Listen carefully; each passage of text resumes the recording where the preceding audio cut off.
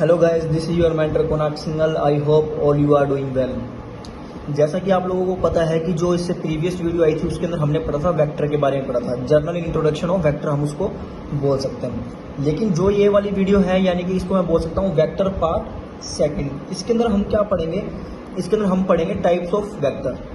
Types of vector start करने से पहले मैं आप लोगों को एक चीज़ और बता देता हूँ जो मैं उस वाली वीडियो में बताना भूल गया था। जैसा कि देखो, हमारे पास जो कोऑर्डिनेट एक्सिस इस तरीके से होता है, ये हमारा क्या होता है? पॉजिटिव एक्स, ठीक है। ऊपर की साइड क्या होता है? Positive Y, left hand side में नेगेटिव एक्स और नीचे की साइड नेगेटिव वाई। जैसे कि ये समझो, ये कोई भी ये ओरिजिन होता है, इसको हम क्या बोलते हैं? ओरिजिन, यानी कि जिसको हम क्या लेके चलते हैं? रेफरेंस पॉइंट, ओरिजिन लेके चलते हैं। और इसकी वैल्यू कितनी होती है ओरिजिन की? यहाँ पे एक्स भी 0 होता है और वाई भी 0 होता है। तो वेक्टर के अंदर क्या याद रखोगे? जैसा कि मैंने आपको बताया था, वेक्टर क्या हो सकता है? वेक्टर 0 भी हो सकता है, पॉजिटिव भी हो सकता है और नेगेटिव भी हो सकता है। लेकिन जो स्केलर क्वांटिटी थी वो क्या हो सकती है? 0 भी हो सकती है और पॉजिटिव भी हो सकती है, केवल मास को छोड़ के। मास तो 0 होता ही नहीं है, ठीक है। ये चीज ध्यान रखना आप लोग, क्योंकि स्केलर क्वांटिटी में मास आता है। तो अगर मैं स्केलर क्वांटिटी पे या मैं 0 बोल रहा हूँ तो मास तो मेरा 0 होगा नहीं। ये चीज आप ध्यान देना, ठीक है। तो इस वाली क्वांटिटी के अंदर मैं क्या बता रहा हूँ आपको वेक्टर के लिए, क्योंकि वेक्टर के अंदर डायरेक्शन आती है, डायरेक्शन की पॉजिटिव एंड नेगेटिव हम शो कर सकते हैं। तो आप लोग क्या ध्यान रखोगे? जो राइट हैंड साइड में जितनी भी चीजें हम शो करेंगे, यानी कि पॉजिटिव एक्स साइड में जितनी भी हम चीजें शो करेंगे वो प्लस साइन के साथ शो करेंगे, ठीक है। ऊपर की साइड जितनी भी चीजें हम शो करेंगे वो प्लस की साइड शो करेंगे। इसी तरीके से लेफ्ट हैंड साइड में जो जितनी भी चीजें जितनी भी डायरेक्शन में शो करूंगा वो नेगेटिव के साथ में शो करूंगा, यानी कि नेगेटिव डायरेक्शन उसकी मानी जाएगी। इसी तरीके से नीचे की साइड में जो डायरेक्शन होगी वो नेगेटिव होगी। जैसा कि मैं ये बोल देता हूं कि ऊपर की साइड मेरी, जैसे कि वेक्टर को शो कर रहा हूं, यानी कि मैं बोल देता हूं मेरी वेलोसिटी है। अब ये मैं सब कुछ बताऊंगा आपको। वेलोसिटी, जैसे कि वेक्टर के अंदर वेलोसिटी होती है और स्केलर के अंदर स्पीड होती है। तो मेरी वेलोसिटी यानी कि v के ऊपर एरो, जब एरो मैं शो कर देता हूं तो वो वेक्टर रिप्रेजेंटेशन होता है। ऊपर की साइड अगर मेरी वेलोसिटी यानी कि y डायरेक्शन के अंदर अगर मेरी वेलोसिटी 4 मीटर पर सेकंड है, ठीक है, कितनी है? 4 मीटर पर सेकंड। तो नीचे की साइड मेरी वेलोसिटी कितनी होगी? किस तरीके से लिखेंगे? -4 मीटर पर सेकंड। अगर यही बात स्पीड के लिए होती, यानी कि ऊपर की साइड मेरी स्पीड कितनी है? 4 मीटर पर सेकंड है, तो डाउनवर्ड डायरेक्शन के अंदर मेरी स्पीड कितनी होती है? डाउनवर्ड डायरेक्शन के अंदर भी मेरी स्पीड 4 मीटर पर सेकंड होती है। क्योंकि स्पीड क्या है? स्केलर क्वांटिटी है, तो स्केलर के अंदर डायरेक्शन तो होती नहीं है डायरेक्शन, ठीक है, केवल मैग्नीट्यूड होता है। लेकिन इसके अंदर वेक्टर क्वांटिटी के अंदर डायरेक्शन भी होती है प्लस मैग्नीट्यूड भी होता है। तो इस वजह से मैंने माइनस साइन लगाया नीचे की साइड, क्योंकि नीचे की साइड जा रही है ना, नेगेटिव वाई के अंदर जा रही है। इस वजह से ये नेगेटिव साइन शो क्या कर रहा है? नेगेटिव साइन शो कर रहा है ये जो ऊपर वाली जो वेलोसिटी है इसकी अपोजिट डायरेक्शन। इसका मतलब सिर्फ इतना ही है, ठीक है। तो ये चीजें हो गई आपको अच्छे से क्लियर हो गई।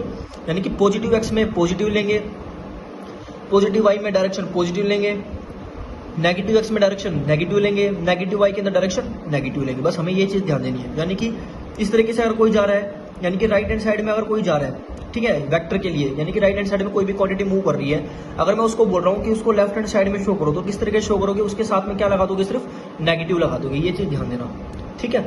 इसी तरीके से अगर, यानी कि अगर हमने एज्यूम कर लिया, क्या एज्यूम कर लिया कि हमारी जो क्वांटिटी है, यानी कि क्वेश्चन के अंदर गिवन है कोई भी बॉडी इस तरीके से मूव कर रही है, यानी कि शुरू में क्या वो लेफ्ट हैंड डायरेक्शन के अंदर मूव कर रही है, नेगेटिव एक्स में मूव कर रही है, और उसकी अगर वैल्यू हमें पॉजिटिव गिवन है, यानी कि अगर गिवन क्वांटिटी हमें इस तरीके से है, तो गिवन के साथ तो हम छेड़छाड़ कर ही नहीं सकते।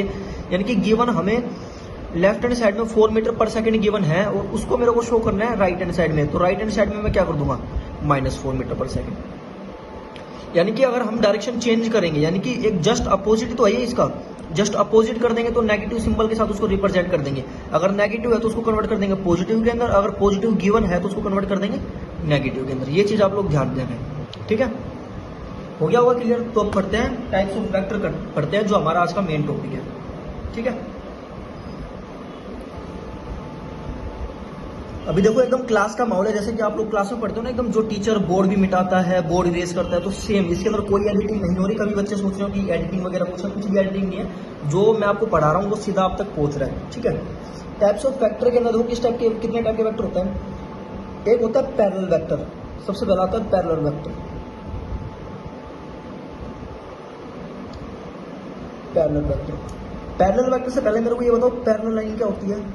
पैरेलल लाइन के बारे में मेरे को पता होना चाहिए। पैरेलल लाइंस, आप लोग ये बोल सकते हो जैसे कि पैरेलल लाइन, सिंगल अपने आप में एक पैरेलल लाइन होती है क्या? नहीं होती ना, इसके रेफरेंस में कोई ना कोई हमें लाइन चाहिए होती है, तभी हम उसको क्या बोलते हैं? पैरेलल लाइंस बोलते हैं। जैसे कि मान लो मेरे पास ये लाइन है, एक एल लाइन है और एक एम लाइन है, इसकी पैरेलल होने की क्या कंडीशन है? पहली कंडीशन तो क्या है इसकी, इन दोनों की जो बीच का जो गैप है, यानी कि gap between these two lines always remain constant. यानी कि अगर ये 4 मीटर यहाँ पे है तो लास्ट टाइम तक, इन्फिनिटी टाइम तक, क्योंकि पैरेलल लाइन इसका जिसका कोई अंत नहीं होता, ठीक है, वो उसका डिस्टेंस कितना होना चाहिए, दोनों के बीच का गैप कितना होना चाहिए? 4 मीटर होना चाहिए। सेकंड जो मेन जो इंपॉर्टेंट पॉइंट है वो क्या है? दे can never intersect each other, यानी कि दे can never intersect each other, ठीक है। और जो थर्ड जो मोस्ट इंपॉर्टेंट इसका जो पॉइंट है, इसकी जो प्रॉपर्टी है वो क्या होती है? इफ दे विल मीट, यानी कि अगर मैं ये बोल देता हूँ, अगर वो इंटरसेक्शन पॉइंट अगर कोई आता भी है, यानी कि इफ दे मीट और if they will meet then the meeting point will be at, then the meeting point will be at infinity. Infinity मैंने क्यों लिया? इन्फिनिटी यानी कि वो डिस्टेंस, यानी कि वो अप्रोच या फिर वो पॉइंट जहां तक अभी तक हम पहुंच नहीं पाए। तो जहां तक हम पहुंच अभी तक नहीं पाए, तो वहां तक के लिए हमारे तो क्या रहेगा? ये डिस्टेंस सेम ही रहेगा। यानी कि ये जितनी भी मैंने प्रॉपर्टी बताई है, गैप दोनों के बीच का हमेशा कांस्टेंट रहना चाहिए, जहां से स्टार्ट हुई है और जहां पे एंड होगी, ठीक है। यानी कि अगर मैं बोलता हूँ ये पॉइंट है, ठीक है, ए बी एम एन, इनके बीच की जो लाइन है ये एल लाइन और ये के लाइन, तो इन दोनों के बीच का जहां से ये स्टार्ट हुई है और जहां पे एंड हुई है दोनों लाइन, इन दोनों के बीच का यहाँ पे भी डिस्टेंस सेम होना चाहिए, गैप होना चाहिए, और यहाँ पे भी गैप सेम होना चाहिए, यानी कि जी जी जी, तो सभी जगह क्या होना चाहिए? सेम होना चाहिए। सेकंड पॉइंट क्या है? ये आपस में इंटरसेक्ट नहीं करनी चाहिए, यानी कि इस तरीके से एक लाइन ये एल हो गई और एक लाइन ये एम हो गई, क्योंकि इंटरसेक्ट कट हो गई तो ये पैरेलल है ही नहीं। इसी तरीके से they can never, they will meet, if they will meet then the meeting point will be at infinity. अगर वो मीट होती भी है, ठीक है, तो वो कहाँ पे होगी? इन्फिनिटी पे होगी। इन्फिनिटी मैंने क्यों लिया? इन्फिनिटी इसलिए लिया क्योंकि वो पॉइंट होता है जहां तक अभी तक हम पहुंच नहीं पाए। तो जहां तक पहुंच ही नहीं पाए तो हमारे लिए क्या, वो नॉन अचीवेबल है ना, कि हम उसको अचीव ही नहीं कर पाए अभी तक। तो वहां तक के लिए हम डिस्टेंस क्या मानेंगे? दोनों के बीच का गैप क्या मानेंगे? सेम मानेंगे, ठीक है। अभी जल्दी से इस वीडियो का हम जो मेन टॉपिक है वो स्टार्ट करते हैं, ठीक है। पैरेलल है ना, आप लोगों को समझ में आ गया। तो इसी तरीके से होता है पैरेलल वेक्टर, ठीक है। पैरेलल वेक्टर की क्या खासियत होती है? देखो, पैरेलल वेक्टर के अंदर क्या बोलेंगे, ये लाइक क्या होता है? लाइक पैरेलल लाइंस ही होते हैं एक तरीके से, लाइक पैरेलल लाइंस होते हैं। इसके बारे में मैं क्या लिखवा सकता हूँ? सिमिलरली पैरेलल वेक्टर की क्या प्रॉपर्टी होगी? पैरेलल वाली वेक्टर, पैरेलल लाइन वाली प्रॉपर्टी होगी, तो इसके बारे में क्या बोलेंगे? लिख देता हूं मैं साथ साथ में, two vectors which are parallel, अगर वो एक दूसरे के साथ में पैरेलल है, देन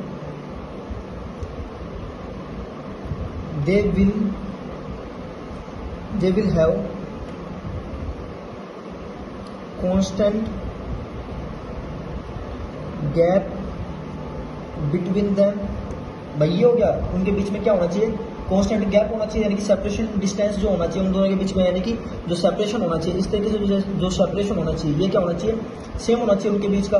और क्या बोल सकता हूँ? जो मैग्नीट्यूड होता है उनका, मैग्नीट्यूड में और मे नॉट बी, मे और मे नॉट बी सेम, यानी कि उनका जो मैग्नीट्यूड होता है वो सेम हो भी सकता है और नहीं भी हो सकता है। यानी कि पैरेलल वेक्टर, अभी इससे पहले मेरे को एक टॉपिक और पढ़ाना था, लेकिन मैं टाइप्स ऑफ वेक्टर के पढ़ाने के बाद वो मैं आपको कराता हूँ, ठीक है।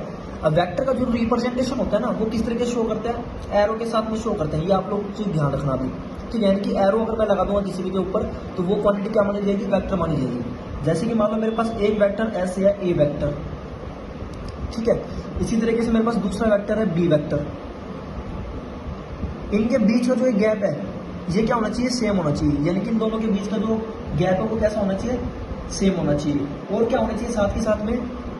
इनका जो मैग्नीट्यूड है, यानी कि अगर मैं मान लेता हूँ ये 4 मीटर है और ये 2 मीटर है, तो ये 2 मीटर और 4 मीटर, यानी कि जो मैग्नीट्यूड है, यानी कि इसका जो मैग्नीट्यूड है, ए का मैग्नीट्यूड कितना 2 मीटर और बी का मैग्नीट्यूड क्या 4 मीटर। तो ये जरूरी नहीं है कि दोनों सेम ही हो, यानी कि ऐसा नहीं बोल सकते कि अगर ये 2 मीटर है और ये 4 मीटर तो आपस में पैरेलल नहीं है।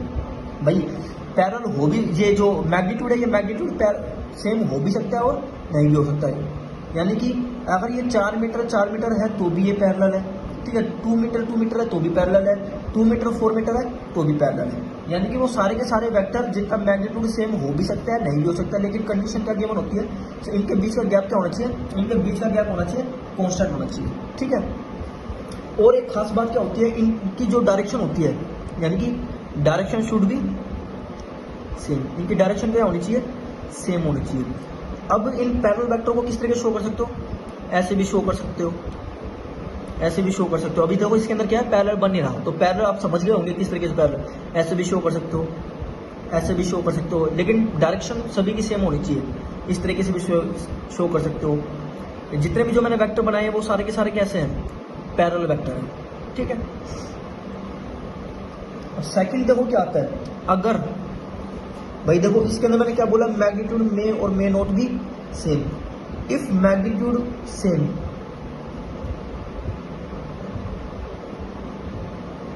अगर मैग्नीट्यूड सेम हो जाए, if magnitude will be same, यानी कि मैं बोलता हूँ मेरे पास ए वेक्टर है वो 4 मीटर है, ठीक है। इसी तरीके से मेरे पास बी वेक्टर है वो भी क्या है, 4 मीटर है। जब वो मैग्नीट्यूड सेम हो जाता है ना, यानी कि मैं लिख देता हूँ इधर, जब मैग्नीट्यूड सेम हो जाता है,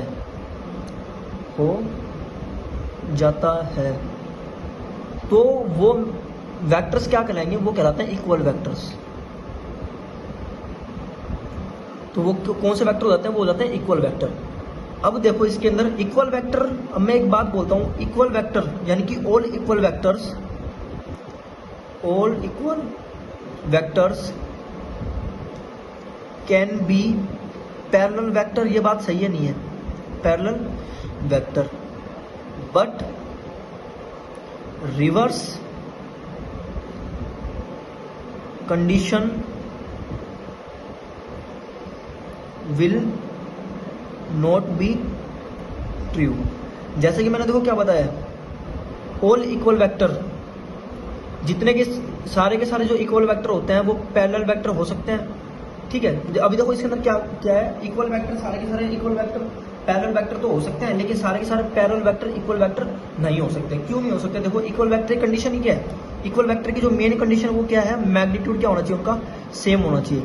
लेकिन पैरेलल वेक्टर की क्या कंडीशन है, पैरेलल वेक्टर की क्या कंडीशन है, पैरेलल वेक्टर क्या बोलता है, मैग्नीट्यूड मेरा है वो सेम हो भी सकता है और सेम नहीं भी हो सकता। यानी कि अगर मैं बोलता हूं कि मेरे पास ए वेक्टर 2 मीटर है और बी वेक्टर मेरा 4 मीटर है, तो ये क्या है, ये सिर्फ पैरेलल वेक्टर है, ये इक्वल वेक्टर नहीं है, क्योंकि इक्वल वेक्टर के लिए ए को भी 4 होना जरूरी है और बी को भी 4 होना जरूरी है। लेकिन अगर मेरा ए और बी 4-4 हो गया तो ये इक्वल वेक्टर पैरेलल वेक्टर तो हो ही सकते हैं, क्योंकि हमने यही पढ़ा है। देखो मैग्नीट्यूड मे और मे नोट भी सेम, अगर मे हो गया यानी कि मैग्नीट्यूड सेम हो गया तो भी वो पैरेलल वेक्टर है, यानी कि 4-4 मीटर वाले भी पैरेलल वेक्टर है और ना हो तो भी पैरेलल वेक्टर है। लेकिन इक्वल वेक्टर के लिए तो मेन कंडीशन इसने अप्लाई करी थी, क्या अप्लाई कर दी कि मैग्नीट्यूड सेम होना चाहिए। याद है बात समझ में अच्छे से। चलो अब देखते हैं दूसरे टाइप का वेक्टर।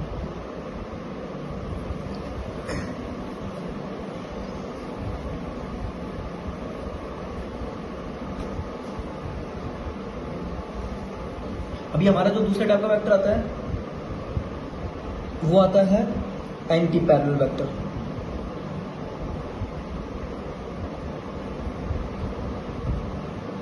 बस इसके अंदर क्या फर्क है, इसमें डायरेक्शन का फर्क है। जैसे पैरेलल वेक्टर के अंदर डायरेक्शन दोनों की सेम थी, लेकिन एंटी पैरेलल वेक्टर के अंदर क्या है, वही कंडीशन है, मैग्नीट्यूड मे और may not be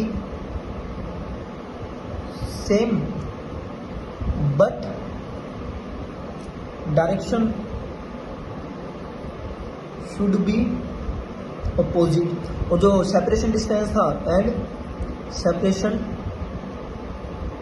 gap, separation between them remains same. भाई ये तो रहेगा ही ना, क्योंकि पैरेलल तो है लेकिन एंटी हो गया। एंटी मतलब क्या, डायरेक्शन अपोजिट हो गई। यानी कि अगर एक वेक्टर ऐसे जा रहा है मेरा, तो दूसरा वेक्टर किस तरीके से जाएगा, अपोजिट डायरेक्शन में जाएगा। अगर इस तरीके से मेरा वेक्टर जा रहा है तो दूसरा वेक्टर किस तरीके से जाएगा, इस तरीके से जाएगा। सेम कंडीशन इसमें वो भी है कि भाई मैग्नीट्यूड इक्वल हो भी सकते हैं, नहीं भी हो सकते। यानी कि अगर मेरा ए, इस वाली कंडीशन के अगर मेरा ए 40 है तो ये कितना होगा, 20 हो भी सकता है। भाई 20 भी है तो बी एंटी पैरेलल वेक्टर है। अगर इस वाली कंडीशन के अंदर, जो ये वाली कंडीशन है, इसमें 40 है, 40 मीटर है, तो बी ये क्या है, एंटी पैरेलल वेक्टर है। जैसे कि पैरेलल वेक्टर के अंदर मैग्नीट्यूड में और मे नॉट भी सेम, यानी कि मैग्नीट्यूड सेम हो भी सकता था और नहीं भी हो सकता था। इसी तरीके से एंटी पैरेलल के अंदर भी क्या, मैग्नीट्यूड सेम हो भी सकता है और नहीं भी हो सकता।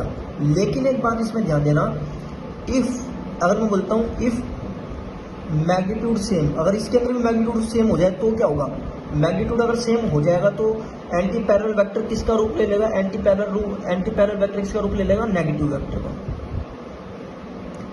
इसका रूप ले लेगा नेगेटिव वेक्टर का। ये चीज ध्यान देना। यानी कि नेगेटिव वेक्टर की क्या खासियत होती है, जो डायरेक्शन होती है, डायरेक्शन तो अपोजिट होती है, यानी कि डायरेक्शन अपोजिट एक दूसरे से।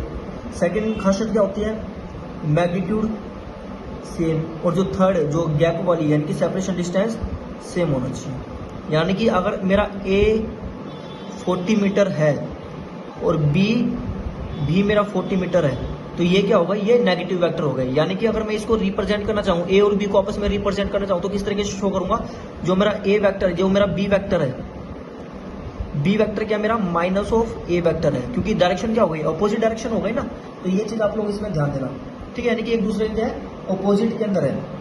इसको मैं इस तरीके से भी शो कर सकता हूँ, इसको मैं इस तरीके से भी शो कर सकता हूँ, बात दोनों की सेम है। यानी कि ये नेगेटिव शो क्या कर रहा है, अब देखो इसके अंदर मैग्नीट्यूड क्या करेंगे, नेगेटिव इसको क्या कर रहे हैं, ये कर रहे हैं डायरेक्शन अपोजिट टू ए की जो डायरेक्शन है उसकी अपोजिट डायरेक्शन है। अब देखो आप लोगों के दिमाग में होगा, सर यहाँ पे तो बी 40 है लेकिन आपने तो -40 कर दिया।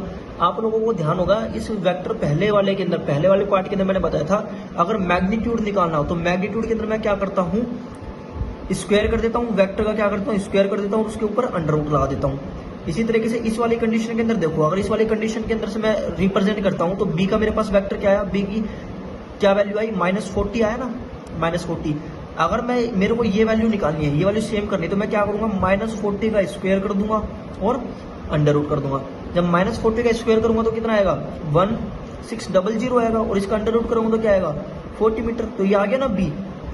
तो दोनों की दोनों वैल्यू क्या है, सेम है। ये सिर्फ रिप्रेजेंटेशन हो गया कि बी मेरा है वो ए के ऑपोजिट डायरेक्शन में, बस। इसका मतलब ये नहीं कि बी की वैल्यू -40 हो गई। भाई इसमें डायरेक्शन जो मैंने शो कर दी, देखो तुम्हारे पास दो चीजें होती है, क्या तो आप एरो से डायरेक्शन शो कर दो, ठीक है, इसका मतलब हो ही जाएगा कि ए और बी एक दूसरे के अपोजिट है। अगर आप इस तरीके से शो नहीं करते तो आप इस तरीके से भी शो कर सकते हो कि ए अगर मेरा 40 मीटर है और मैं ये बोल रहा हूँ कि मेरे को नेगेटिव वेक्टर निकालना है ए का, तो मैं क्या करूंगा, बी क्या लिखूंगा, 40 माइनस का लगा दूंगा। तो माइनस का मतलब क्या हो गया, जो समझ जाएगा वो किस तरीके से समझेगा कि बी क्या है, ए का नेगेटिव, यानी कि अपोजिट डायरेक्शन के अंदर है। तो ये चीज आ गई अच्छे समझ में। अभी और इसके टाइप्स देखते हैं। अभी देखो एंटी पैरेलल वेक्टर के, नेगेटिव वेक्टर के मैं एक चीज और करवा देता हूँ आपको, साथ के साथ में अभी मेरे ध्यान भी आया। मान लो मेरे पास कोई भी कोऑर्डिनेट है, जैसे कि आप लोगों को मैंने बताया था east west north south direction angle वाला सिस्टम बताया था ना मैंने। जैसे कि मान लो मेरे पास इस तरीके से है, ये मेरे पास ईस्ट, ये क्या है नॉर्थ, ये क्या है वेस्ट, और ये क्या है साउथ। मान लो मेरे पास यहाँ पे ये जो वेक्टर है मेरा, ये 30 न्यूटन का वेक्टर है, ठीक है। और ये 30 न्यूटन किस तरीके से गिवन है मेरे को, 30 न्यूटन मेरे को गिवन है। मान लो ये कोई भी एंगल मैं मान लेता हूँ, 30 डिग्री एंगल मैंने मान लिया ये, ठीक है। 30 न्यूटन गिवन, यानी कि गिवन कंडीशन है मेरे को, ये गिवन मेरे को क्या है, 30 न्यूटन मेरे को गिवन है। किस तरीके से, अब ये क्या है, एक्स ओ वाई मैंने क्या बताया था, इसके ऊपर बैठ जाओ और यहाँ तक चलो, यानी कि वाई से, यानी कि एक्स ऑफ वाई। इस वाली कंडीशन में क्या है, नॉर्थ ऑफ ईस्ट है ना, यानी कि 30 न्यूटन 30 डिग्री किसके, नॉर्थ ऑफ ईस्ट, यानी कि ईस्ट के ऊपर बैठ के मैं किधर की साइड चला, नॉर्थ की तरफ। एरो भी मेरे को ये बताना है। तो इस वाली कंडीशन है कि मेरे को क्या निकालना है, इस वाली कंडीशन है कि मेरे को निकालना है नेगेटिव वेक्टर, ठीक है। नेगेटिव वेक्टर भी बोल सकते हैं या फिर एंटी पैरेलल वेक्टर भी बोल सकते हैं, दोनों चीज बोल सकते हैं, ठीक है। तो इस वाली कंडीशन अगर मैं नेगेटिव वेक्टर निकालता हूँ, क्योंकि देखो मैंने ये बताया था नेगेटिव वेक्टर की क्या कंडीशन होती है, negative vector anti parallel vector हो सकता है, क्योंकि मैग्नीट्यूड वाला फंडा होता है, ठीक है। इसको मेरे को क्या निकालना है, नेगेटिव वेक्टर निकालना है। ठीक है। नेगेटिव वेक्टर निकालने के लिए मैं क्या करूंगा, इसको कितने डिग्री एंगल से घुमा दूंगा, 180 डिग्री इस एंगल से घुमा दूंगा। तो आप लोगों की मर्जी है 180 डिग्री इस एंगल से घुमाओ या ना घुमाओ। यानी कि अगर मैं इसका नेगेटिव वेक्टर निकालूंगा तो इसके जस्ट अपोजिट आ जाएगा, यानी कि इस तरीके से कुछ इस तरीके से बनेगा। मैग्नीट्यूड तो मेरा सेम रहेगा ही 30 न्यूटन, क्योंकि देखो कंडीशन क्या होते हैं नेगेटिव वेक्टर की, मैग्नीट्यूड क्या होना चाहिए, मैग्नीट्यूड सेम होना चाहिए। ठीक है। अभी एक बात बताओ, एंगल किस तरीके से लिखेंगे, देखो ये कितना डिग्री बच गया, ये बच गया मेरा 60 डिग्री, ये कितना बच गया 90 डिग्री। अब ये टोटल लाइन का एंगल कितना होता है, 180 डिग्री होता है। तो ये 60 प्लस 90 प्लस 60 कितने हो गए, 90 प्लस 60 कितने हो गए मेरे 150। तो ये जो एंगल मेरा कितना बचेगा, ये मेरा बचेगा 30 डिग्री। और इसी तरीके से ये मेरा एंगल कितना बचेगा, ये बचेगा 60 डिग्री, और ये 90 डिग्री मेरा है। ठीक है। अब इसको लिखने की दो तरीके हैं भाई। देखो एंगल वाला तो सबको आपको समझ में आ गया होगा कि ये 30 डिग्री है, ये 60 डिग्री, ये 90 डिग्री होगा ही मेरा। और ये वाला किस तरीके से होगा, अब देखो ये एक दूसरे के क्या अपोजिट एंगल है, क्योंकि आप इसको इस तरीके से भी कर सकते हो, वर्टिकल अपोजिट एंगल भी कर सकते हो, या फिर इसको पहला कंडीशन क्या है, वर्टिकल अपोजिट एंगल 30 डिग्री। ठीक है। और दूसरा क्या है, ये कंप्लीट कितना होगा, ये कंप्लीट 180 डिग्री होगा। ठीक है। तो ये 60 प्लस 90 150, तो 150 यानी कि 180 में से माइनस करेंगे तो कितना एंगल आएगा, ये जो थीटा ये कितना आएगा 30 डिग्री आएगा। तो 30 डिग्री इस तरीके से आएगा। तो इसका ऑपोजिट यानी कि इसका नेगेटिव लिखने के मेरे पास दो मेथड है। किस तरीके से मेथड है ये दो, ये समझो।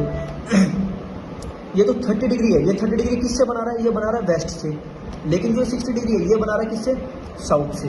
तो मैं इसको किस तरीके से लिखूं, 30 न्यूटन 30 डिग्री, इस वाले के लिए निकाल रहा हूँ, वेस्ट के लिए लिख रहा हूँ पहले मैं, 30 न्यूटन 30 डिग्री। अब कहाँ के ऊपर बैठा हूँ मैं, वेस्ट के ऊपर बैठा हूँ, और किधर की साइड चलाऊँ मैं, साउथ की साइड चलाऊँ, यानी कि SOW, यानी कि वेस्ट के ऊपर बैठा और किधर की साइड चला मैं, साउथ की तरफ।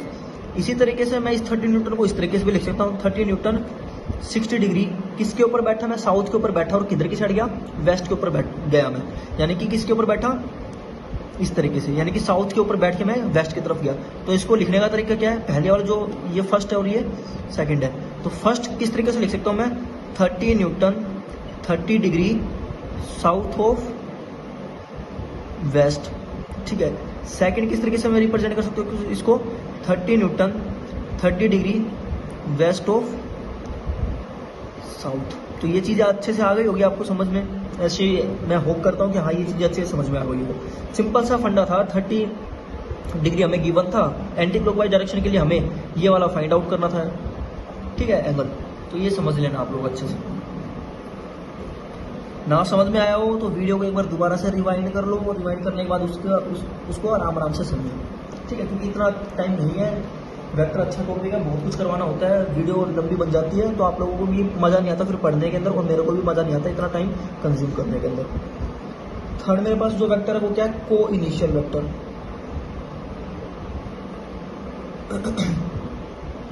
कौन सा है, को इनिशियल वेक्टर है।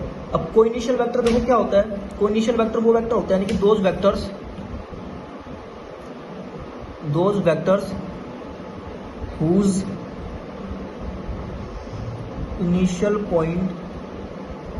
Initial starting point will be same, यानी कि वो वेक्टर्स, यानी कि जितने भी वेक्टर्स हैं वो सभी वेक्टर्स जिनका स्टार्टिंग पॉइंट क्या है, स्टार्टिंग पॉइंट सभी का क्या है, सेम है। ठीक है, ये बात आप लोग अच्छे से ध्यान देना। यानी कि इस तरीके से कुछ, ये मेरे पास कोई भी वेक्टर है तो ये जो O पॉइंट है, ये O पॉइंट क्या सभी का सेम होना चाहिए। किस तरीके से सेम होना चाहिए आप लोग इसमें देखो, मान लो ये A वेक्टर है मेरे पास, ये B वेक्टर है, ये C वेक्टर है, ये D वेक्टर है, ठीक है, ये E वेक्टर है। मतलब कि नंबर ऑफ इसके अंदर वेक्टर्स हो सकते हैं, लेकिन जो इसका स्टार्टिंग पॉइंट होना चाहिए, यानी कि जो O है इसके अंदर, ये O क्या होना चाहिए, इसका सेम होना चाहिए। ये हो गया को इनिशियल वेक्टर। इसी तरीके से और वेक्टर आते हैं, तो को इनिशियल वेक्टर तो आप लोगों को समझ में आ गया होगा, आसान है। यानी कि को इनिशियल वेक्टर के अंदर जो इनिशियल पॉइंट होता है, स्टार्टिंग इनिशियल पॉइंट होता है, वो क्या होना चाहिए, सेम होना चाहिए। यानी कि starting initial point of all vectors remains same,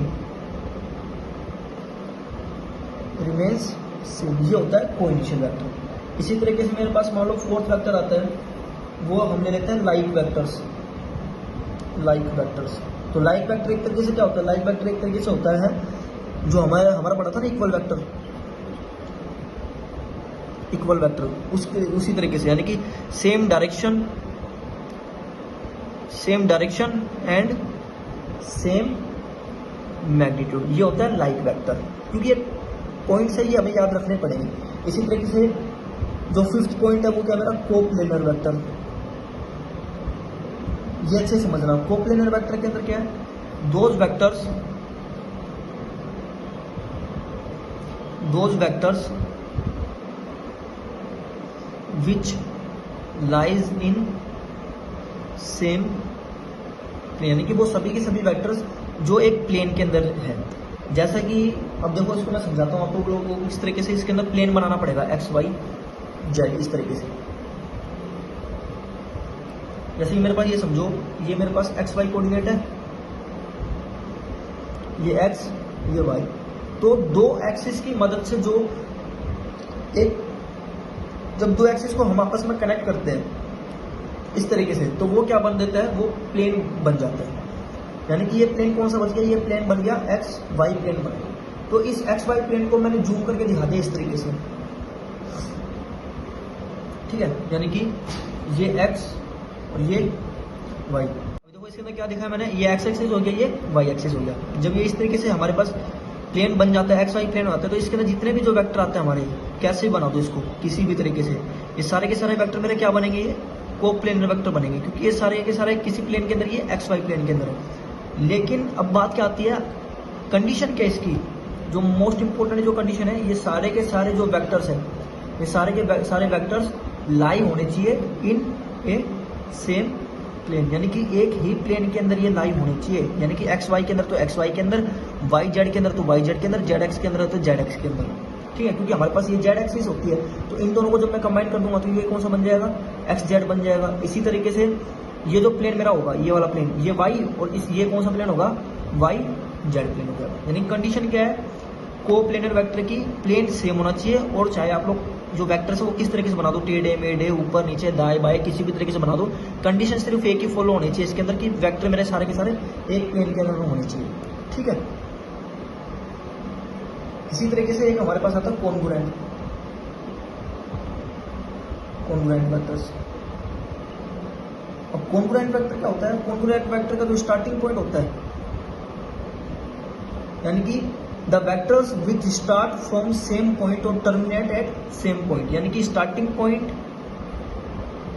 and ending point same होना चाहिए, ठीक। ये होता है कॉन्ग्रुएंट वेक्टर्स, यानी कि वो वेक्टर्स जिनका स्टार्टिंग पॉइंट सेम है और टर्मिनेट, यानी कि इस तरीके से दो वेक्टर्स है मेरे पास m और n, ये दो वेक्टर्स है मेरे पास, इनका स्टार्टिंग पॉइंट दोनों का सेम और एंडिंग पॉइंट भी दोनों का क्या है, सेम है। तो ये क्या होंगे, कॉन्ग्रुएंट वेक्टर्स होंगे, ठीक है। अब हम देखते हैं वेक्टर को रिप्रेजेंट किस तरीके से करते हैं, यानी कि वो किस तरीके से हम वेक्टर को रिप्रेजेंट करते हैं, वो कौन कौन सी कंडीशन होती है जिसके तहत हमें ये एरो वगैरह लगानी पड़ती है, ठीक है। अब पढ़ते हैं वेक्टर्स का रिप्रेजेंटेशन।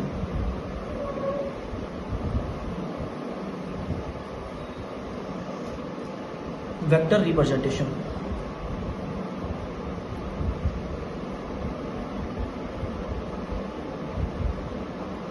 वेक्टर को रिप्रेजेंट करने के दो तरीके होते हैं, एक तो होता है एनालिटिकल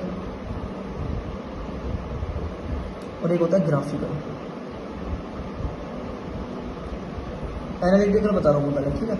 एनालिटिकल में क्या करता है, यानी कि एनी क्वांटिटी, कोई भी वो क्वांटिटी होती है जो वेक्टर है, एनी क्वांटिटी मान लेते हैं ए है, ठीक है, कैन बी रिप्रेजेंटेड एज, यानी कि इसको किस तरीके से वेक्टर के अंदर रिप्रेजेंट करेंगे, कैन बी रिप्रेजेंटेड एज, अगर इस ए के ऊपर मैं इस तरीके से एरो शो कर दूं, इस तरीके से एरो शो कर दूं, तो ये वेक्टर कहलाएगा, ठीक है। अदरवाइज इसको मैं डार्क कर दूं इस तरीके से, अलग अलग बुक के अंदर अलग अलग तरीके से गिवन होता है, किसी के अंदर एरो शो कर देता है, किसी के अंदर डार्क कर देता है, या फिर किसी के अंदर सिंपली इस तरीके से शो कर देता है, सिंपल सा ऊपर लाइन शो कर देता है। तो सारे के सारे क्या है, ये वेक्टर ही कहलाएंगे, ठीक है। अब इसका मतलब ये समझ लेना कि ये वेक्टर यहाँ से स्टार्ट हो रहा है, इधर की साइड जा रहा है, यानी कि कुछ बच्चे समझ लेते हैं कि ये वेस्ट से स्टार्ट हो रहा है और इधर जा रहा है, ईस्ट में जा रहा है। अगर कोई भी वेक्टर नॉर्थ से स्टार्ट हो रहा है, साउथ में जा रहा है, तो उसका उसमें हम ऐसे नहीं करेंगे कि ए लिख दिया कि ये कोई भी वेक्टर है और उसको ऊपर से नीचे कर देंगे।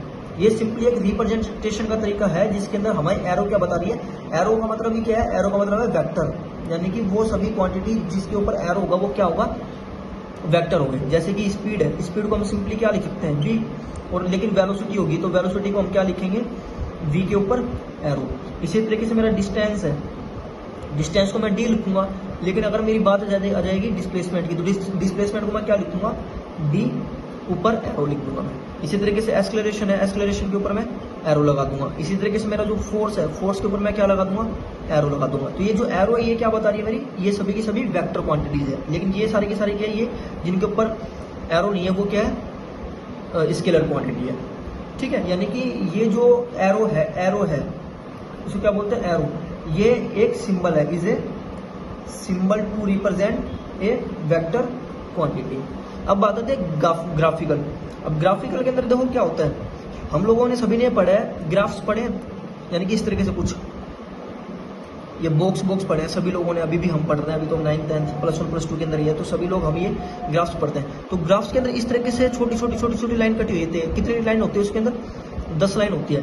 तो ग्राफिकल रिप्रेजेंटेशन के अंदर हम क्या करते हैं, उस क्वांटिटी का एक मैग्नीट्यूड ले लेते हैं। यानी कि मान लो ये एक बॉक्स 1 सेंटीमीटर का है, मान लेते हैं, लेट कर लेते हैं, ये एक बॉक्स कितने सेंटीमीटर का है, 1 सेंटीमीटर का है। तो अगर मैं वेक्टर को ग्राफ के अंदर रिप्रेजेंट करता हूं तो मैं किस तरीके से शो करूंगा, अगर मान लो ये वेक्टर है, इस बॉक्स के अंदर ये वेक्टर ए है, ठीक है, तो ए जो वेक्टर होगा इसको मैं क्या शो करूंगा, ये 1 सेंटीमीटर। यानी कि अगर ये ए है और ये बी है, तो ए बी जो वेक्टर होगा मेरा, ए बी जो वेक्टर होगा वो कितना होगा, 1 सेंटीमीटर होगा। ये इसका मैग्नीट्यूड शो कर रहा है। ठीक है, अगर ये ए बी ना हो कि मेरा मान लो फोर्स होता 40 न्यूटन का मेरा पास फोर्स होता, और मेरे को इस ग्राफ पेपर के ऊपर शो करना है, तो ग्राफ पेपर के अगर मैं शो करूंगा तो मेरे को कितनी लाइन, यानी कि कितने ग्राफ की लाइन चाहिए होगी, 40 सेंटीमीटर की लाइन शो करनी होगी। भाई ये क्या बताता है, ग्राफ के अंदर मैग्नीट्यूड ही तो बताएगा ये एक तरीके से, क्योंकि इसके अंदर लाइंस होती है, तो सभी लाइन का कुछ ना कुछ एक स्टेटस होता है, 1 सेंटीमीटर होता है। ठीक है, हर एक लाइन के बीच जो कंप्लीटेड बॉक्स होता है वो 1 सेंटीमीटर का होता है। ठीक है, तो अगर मेरे पास फोर्स है 40 न्यूटन का, इस 40 न्यूटन को मेरे को किस पे शो करना है, ग्राफ पेपर के ऊपर मेरे को शो करना है, ग्राफ पेपर के ऊपर मेरे को शो करना है। तो ग्राफ पेपर के ऊपर अगर मैं शो करूंगा तो 40 न्यूटन के मेरे को कितनी लेंथ चाहिए, 40 सेंटीमीटर चलेगी। तो चलो इसको तो हम मेंटेन कर लेंगे, मैं इसको क्या कर दूंगा, स्केलिंग प्रोवाइड कर दूंगा। स्केलिंग हम सभी को पता है कि हम क्या कर लेते हैं, लेट कर लेते हैं कि 1 सेंटीमीटर कितना है, 10 न्यूटन के बराबर है। 1 सेंटीमीटर कितने के बराबर है, 10 न्यूटन के बराबर है। तो इसी तरीके से 40 न्यूटन किसके बराबर होगा, 4 सेंटीमीटर के बराबर होगा। यानी कि इसको हम इजिली रिप्रेजेंट कर सकते हैं ग्राफ के अंदर, यानी कि 4 सेंटीमीटर। इस तरीके से आगे समझ में, यानी कि जो मैग्नीट्यूड है, ये जो फोर्स है एफ फोर्स, ग्राफ के ऊपर जब मैं शो करूंगा तो इस तरीके से, यानी कि जो एफ फोर्स है ये ए बी, इसकी लेंथ में कितनी शो करूंगा, 4 सेंटीमीटर। क्योंकि ये फोर्स है तो फोर्स की यूनिट कितनी आएगी, न्यूटन आएगी। ये जो फोर्स ये कितनी है, 40 न्यूटन है, लेकिन इसकी लेंथ कितनी है, 4 सेंटीमीटर है। तो जो ए बी है, ए बी की जो ये लेंथ है 4 सेंटीमीटर, रियल के अंदर ये क्या है, फोर्स है, कितने न्यूटन का, 40 न्यूटन का। ठीक है, चलो जी ये बात तो समझ में आ गई। लेकिन बात अब ये आती है कि अगर हमारे पास 1000 न्यूटन का फोर्स लग जाए, ठीक है, 1000 या बहुत बड़ा फोर्स लग जाए, 10,000 फोर्स लग जाए, यानी कि एफ मेरे पास कितना गिवन है, 10,000 गिवन है। ठीक है, 10,000 न्यूटन मेरे पास फोर्स गिवन है, और मेरे को स्केलिंग किसके अकॉर्डिंग करनी है, 1 सेंटीमीटर 10 न्यूटन, या फिर हम बोल सकते हैं 10 न्यूटन 1 सेंटीमीटर को स्केलिंग करनी है। तो 10,000 के अकॉर्डिंग कितनी बन जाएगी मेरी, ये बताओ, एक कर रही है, यानी कि 1000 सेंटीमीटर का बनेगा। तो अभी एक बात बताओ, 1000 सेंटीमीटर के लिए मेरे को ग्राफ कितना चाहिए, बहुत बड़ा ग्राफ चाहिएगा ना, यानी कि जिसके अंदर कितने हो, 1000 बॉक्स हो। क्योंकि हमने क्या कंसिडर किया है कि जो एक बॉक्स है मेरा, 1 बॉक्स है, वो कितना प्रोवाइड कर रहा है, 1 सेंटीमीटर प्रोवाइड कर रहा है। ये हमने लेट किया है, जरूरी नहीं होता कितना करे या ना करे, हमने लेट कर लिया। तो अगर एक बॉक्स 1 सेंटीमीटर शो करना, तो हमें कितने बॉक्स चाहिए, 1000 बॉक्स चाहिए। तो इसके अंदर तो हमारी हालत क्या हो जाएगी, हमारी हालत क्या हो जाएगी, खराब हो जाएगी। तो आगे ना बात में, तो जिंदगी भर हमें यही थोड़ी करना है, जिंदगी भर हमें लाइन ही थोड़ी खींचनी है। ठीक है ना, यानी कि जिंदगी भर हमें लाइन ही थोड़ी खींचनी है। तो इस तरीके से हम जो ग्राफिकल जो रिप्रेजेंटेशन होता है, हम उसको क्या कर देते हैं, थोड़े नेग्लेक्ट कर देते हैं, और उसको हमें रिप्रेजेंट करने का तरीका हम किसके अंदर यूज कर लेते हैं, फिर एनालिटिकल करके यूज कर लेते हैं। तो एनालिटिकल हमारे लिए इजी पड़ता है। ग्राफ के अंदर देखो आप लोगों को मैंने बता दिया, इसके सारे के सारे कॉन्सिक्वेंसेस बता दिए। ठीक है ना, यानी कि अगर हमारे पास बड़ी क्वांटिटी का कोई वेक्टर क्वांटिटी गिवन हो जाए, उसको अगर मैं बोलता हूँ ग्राफ के ऊपर रिप्रेजेंट करो, तो किस तरीके से रिप्रेजेंट करेंगे, इसमें पता लग गया 10,000 अगर मेरे पास फोर्स होता, उसको मैं बोलते हैं ग्राफ पेपर के ऊपर रिप्रेजेंट करूँ, तो कितनी लेंथ चाहिए होती मेरे को, 1000 सेंटीमीटर लेंथ चाहिए होती है। 1000 सेंटीमीटर यानी कि 10 मीटर, यानी कि 2 साड़ी, दो साड़ी जितनी हमें क्या चाहिए होती है, यानी कि जो साड़ी होती है जो हमारी मम्मी पहनती है, 2 साड़ी जितनी मेरे को लेंथ चाहिए होती है, इतना बड़ा ग्राफ पेपर चाहिए होता, तो हमारी तो हालत खराब हो जाती है ना जिंदगी भर। हमें लाइन थोड़ी खींचनी, यानी कि पूरा का पूरा हमारा जो जितना भी जीवन हमें मिला है वो सारा का सारा लाइन खींचने में चला जाता है। तो इस वजह से हम क्या करते हैं, इसको नेग्लेक्ट करते हैं और इसको हम यूज करते हैं। तो एक तरीके से मैं दोबारा बताता हूँ, जो ये एरो हेड होता है ये हमें क्या बताता है, डायरेक्शन बताता है, यानी कि tells us direction in which quantity is going, यानी कि वो डायरेक्शन बताता है। यानी कि ए और बी है, मेरे को रिप्रेजेंट करना है ए से बी, तो मैं जो एरो का जो ये है हेड है ये किस डायरेक्शन में शो करूंगा, बी की तरफ, क्योंकि हमारा एरो किधर से किधर जा रहा है, ए से बी की तरफ जा रहा है। ठीक है, तो एनालिटिकल मेथड भी बता दिया मैंने, ग्राफिकल मेथड भी बता दिया, तो यहाँ तक अभी आप लोगों को सभी तक क्लियर हो जाना चाहिए। ठीक है, अभी बात आती है कि एक्स एक्सिस के अंदर शो करेंगे, किस तरह के शो करेंगे। तो आप एक चीज आती है इसके अंदर, यूनिट वेक्टर्स आते हैं, वो चीज आपको मैं बताता हूँ। ठीक है, वो चीज भी आप लोग अच्छे से समझिएगा, वो किस तरीके से क्या शो हम करते हैं। देखो ये मेरे पास होता है एक्स, इस तरीके से समझ लो, ये मेरे पास मान लो एक्स है, ये वाई है, और ये क्या है मेरे पास जेड है। ठीक है, अगर मेरे पास कोई भी क्वांटिटी एक्स के अंदर गिवन है, ठीक है, यानी कि मैं ऐसा बोल देता हूँ कि मेरे पास ये इस तरीके से गिवन है, ये कोई भी पॉइंट है जो एक्स वाई जेड के अंदर है, ये तो हम सिंपली मैथ्स के अंदर पढ़ते हैं। लेकिन अगर इस 2 4 5 को मैं ये बोलता हूँ कि ये मेरे पास वेक्टर क्वांटिटी है जो 2 4 5 यानी कि एक्स वाई जेड डायरेक्शन के अंदर है, तो मैं इसको किस तरीके से रिप्रेजेंट करूंगा ये बताओ। इसको वेक्टर के अंदर रिप्रेजेंट करने के लिए हम क्या करते हैं, यानी कि वेक्टर रिप्रेजेंटेशन का क्या होगा, वेक्टर रिप्रेजेंटेशन क्या होगा, एक्स डायरेक्शन के अंदर हम यूज कर लेते हैं आई के ऊपर क्या है, कैप है ये। ठीक है, इसी तरीके से वाई डायरेक्शन के अंदर हम क्या कर लेते हैं, जे के ऊपर लगा देते हैं कैप। इसी तरीके से जेड के अंदर हम क्या डायरेक्शन शो करते हैं, के कैप, यानी कि जो है आई जे और के कैप है, यानी कि आई जे के ये क्या है, हमें ये डायरेक्शन बताते हैं। डायरेक्शन किस डायरेक्शन में, एक्स वाई और जेड के हमें क्या बताते हैं, ये डायरेक्शन बताते हैं। ठीक है, यानी कि इनको एक चीज और बोलते हैं, इन आई जे के को हम क्या बोलते हैं, यूनिट वेक्टर्स भी बोलते हैं। क्या बोलते हैं, यूनिट वेक्टर बोलते हैं। तो साथ ही साथ में हम क्या पढ़ते चल रहे हैं इसके अंदर, ये क्या है, यूनिट वेक्टर भी। यूनिट वेक्टर, यूनिट का मतलब क्या होता है, एक, यानी कि वो vector, those vectors whose magnitude is unity यानी कि जिनका मैग्नीट्यूड कितना है, 1 है, यानी कि आई जे के। अब आप लोगों को देखने को मिल रहा है आई जे के साथ में कोई कोफिशिएंट है, बोलोगे नहीं सर, है ना, एक है, यानी कि एक का मतलब क्या है, यूनिटी, यानी कि आई जे के वो वो वेक्टर्स होते हैं जिनका मैग्नीट्यूड कितना होता है, 1 होता है। तो यानी कि अगर मेरे पास इस तरीके से कोई भी क्वांटिटी गिवन है 2 4 5, अगर मैं इसको रिप्रेजेंट करना चाहता हूँ एक्स के अंदर, तो एक्स के अंदर मैं इसको किस तरीके से रिप्रेजेंट करूंगा, 2i, वाई के अंदर क्या रिप्रेजेंट करूंगा, 4j, और जेड के अंदर मैं किस तरीके से रिप्रेजेंट करूंगा इसको, 5k। यानी कि ये मेरे को क्या शो कर रहे हैं, एक्स वाई जेड का जो यूनिट वेक्टर्स होते हैं आई जे के, ये क्या शो कर रहे हैं, डायरेक्शन शो कर रहे हैं, किस डायरेक्शन में, एक्स डायरेक्शन में, वाई डायरेक्शन में और जेड डायरेक्शन के अंदर। अगर मैं सिंपली ये ऐसे लिखता हूं आई जे के, तो इसका मतलब क्या है, ये यूनिट वेक्टर है। ठीक है, यूनिट वेक्टर इन एक्स वाई जेड डायरेक्शन के अंदर। अगर मैं इसको इस तरीके से रिप्रेजेंट कर दिया 2i 2j 2k, अगर मैं इस तरीके से रिप्रेजेंट कर रहा हूं तो ये क्या है, यूनिट वेक्टर है, ये यूनिट वेक्टर ही, unit vector having magnitude 2 unit along X Y and Z direction. तो ये चीज समझ में आ गई, यानी कि आई जे के ये हमें क्या शो कर रहे हैं, ये डायरेक्शन शो कर रहे हैं एक्स के अंदर, वाई के अंदर और जेड के अंदर। तो यूनिट वेक्टर भी हमारा कंप्लीट हो गया साथ के साथ के अंदर। ठीक है, अब हम पढ़ेंगे इसके अंदर थोड़ा बहुत वेक्टर अलजेब्रा पढ़ेंगे, यानी कि किस तरीके से वेक्टर को हम ऐड करते हैं, किस तरीके से वेक्टर को हम सब्ट्रैक्ट करते हैं। तो वो पढ़ने से पहले हम इसके अंदर थोड़ी एक अलग चीज पढ़ते हैं, अच्छी चीज पढ़ते हैं, वो क्या है वो बताता हूँ आपको मैं। आप लोगों को पता है एंगल के बारे में, आप लोगों को मैंने सबको बता दिया कि एंगल क्या होते हैं ट्रिग्नोमेट्री के अंदर। इसके अंदर मैं रिपीट भी नहीं करूंगा, क्योंकि आप लोग सोच रहे हो कि कितना टाइम नहीं होता, वीडियो लंबी बन जाती है। ठीक है, अब देखो वेक्टर की एक जो खासियत होती है वो क्या होती है, वेरी इंपॉर्टेंट, इसके अंदर नोट लिख लेना। वेक्टर के अंदर ये 5 स्टार बना लो, 5 स्टार जो चॉकलेट आती है उसके अकॉर्डिंग। ठीक है, सबसे इंपॉर्टेंट बात क्या होती है वेक्टर की, वेक्टर की जो सबसे मोस्ट ब्यूटीफुल होती है, मैं साथ साथ में लिख रहा हूँ उधर क्योंकि इसके अंदर मैं आज ज़्यादा लिख रहा हूँ मैं, तो आप लोग अच्छे से समझ लीजिएगा इसको। और कंटेंट अच्छा लगे तो आप लाइक भी करिए, साथ साथ में शेयर भी कर दीजिएगा, मेरे लिए भी अच्छा होगा, मेरे को अच्छा भी लगेगा कि हाँ जो मैं पढ़ा रहा हूँ बच्चों को समझ में आ रहा है, और आपके लिए तो अच्छा होगा ही क्योंकि मैं आप लोगों को पढ़ा रहा हूँ। The most beautiful thing about vector is that they can be parallel to themselves, यानी कि पैरेलल शिफ्टेड लिखेंगे इधर, पैरेलल टू देमसेल्व्स है, पैरेलल शिफ्टेड टू देमसेल्व्स